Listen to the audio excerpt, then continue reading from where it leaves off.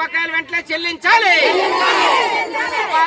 అనకాపల్లి జిల్లాలోని ఉపాధి కూలీలకి చెల్లించవలసినటువంటి 52 కోట్ల రూపాయలు బకాయిలు ఏదైతే ఉన్నాయో ఆ బకాయిలు తక్షణమే చెల్లించాలని చెప్పేసి ఆంధ్రప్రదేశ్ వ్యవసాయ కార్మిక సంఘం ఈ ప్రభుత్వాన్ని డిమాండ్ చేస్తూ ఉంది.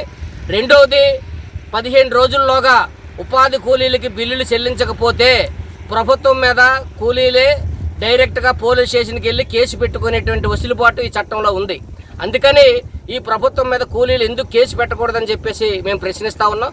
9 వారాల నుండి బకాయిలు చెల్లించుకుంటా కూలీల్ని ముప్పు తిప్పలు పెట్టి పనులు కల్పించుకుంటా తీవ్రమైనటువంటి ఇబ్బందులు పడినటువంటి పరిస్థితి ఈరోజు కనిపిస్తూ ఉంది. కొత్త పనులు అటువంటివి ఏప్రిల్ 1 నుంచి ప్రారంభించారు. పాత పనులకు 9 వారాల నుంచి బకాయిలు రావట్లేదు. ప్రభుత్వం ఏమో 7 రూపాయలు మీ కూలి పెంచాం మీరు పండగ చేసుకోండి అని చెప్తా ఉంది.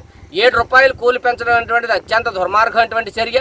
ఇప్పటికే కూలీలు డబ్బులు సరిపోక నిత్యావసర వస్తువుల ధరలు అటువంటివి విపరీతంగా పెరిగిపోయినటువంటి ధరలకు అనుగుణంగా కూలి పెంచేటువంటి ప్రభుత్వం దాన్ని పక్కదారి పెట్టి ఈరోజు మెటీరియల్ ఛార్జీ అటువంటిది విపరీతంగా పెంచేయడం వల్ల కూలీలకి డబ్బులు అటువంటి సక్రమంగా రానటువంటి పరిస్థితి. 1,25,000 కోట్లు ఉన్నటువంటి బడ్జెట్ని కేంద్ర ప్రభుత్వం ఈరోజు 1,00,000 కోట్లకి 80 కోట్లకి ఈ సంవత్సరం 62,000 కోట్ల రూపాయలకి ఈరోజు బడ్జెట్ అటువంటిది కుదించేటువంటి జరిగింది. దీనివల్ల కూలీలకి రావాల్సినటువంటి డబ్బులు కూడా సక్రమంగా వచ్చేటువంటి పరిస్థితి ఈరోజు కనిపించట్లేదు. అందుకని ఈ రాష్ట్ర ప్రభుత్వం కానీ కేంద్ర ప్రభుత్వం కానీ ఉపాధి కూలీల పట్ల నిర్లక్ష్యంగా ఉంది. ఉపాధి కూలీల ఉసురు ఈరోజు తీస్తూ ఉంది. అందుకని ఇటువంటి చర్యలకు పాల్పడితే రానున్న రోజుల్లో తీవ్రమైనటువంటి ఇబ్బందులు వస్తాయి. ఉపాధి కూలీ ఆ చట్టాన్ని ఏదైతే ఉందో ఆ చట్టాన్ని ఇప్పటికే ప్రభుత్వం నిర్వీర్యం చేసింది, నీరుగార్చింది. కూలీలకి సక్రమంగా పనులు చెప్పలేనటువంటి పరిస్థితి. 7 రూపాయలు పెంచడం అని అంటే పవన్ కళ్యాణ్ లాంటి ఆ శాఖ మంత్రిగా ఉన్నారు. అటువంటి వ్యక్తులు 7 రూపాయలు పెంచడం అంటే కూలీల పట్ల ఆయనకున్న ప్రేమ అనేటువంటిది ఈరోజు అర్థమవుతుంది. కాబట్టి ఇది దుర్మార్గమైనటువంటి చర్య.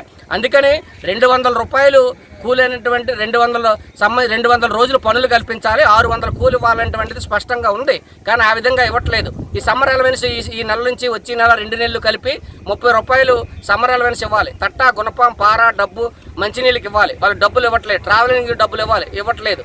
దీనికి తోడు కొన్ని గ్రామాల్లోనే గట్టి నేల అయింది, కాడట్లేదు, నీళ్లు మోసుకొని ఈరోజు తవ్వకాలటువంటి చేపడతా ఉన్నారు. అటువంటి వాళ్ళకి డబ్బులు అదనంగా ఇవ్వాల్సినటువంటి అవసరం ఉంది. అందుకని ఈ ప్రభుత్వం ఏదైతే 6 గంటల నుంచి 11 గంటల వరకు పనిచేయమని చెప్తుంది. పనిచేయడానికి కూలీలకి ఇబ్బంది లేదు.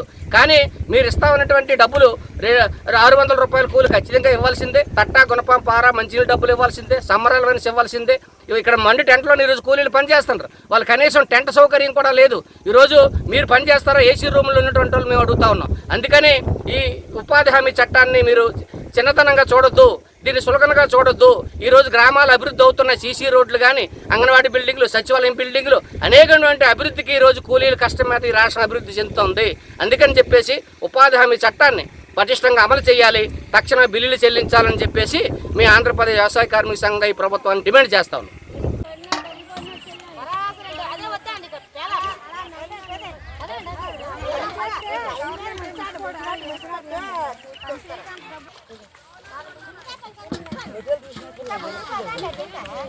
Thank you.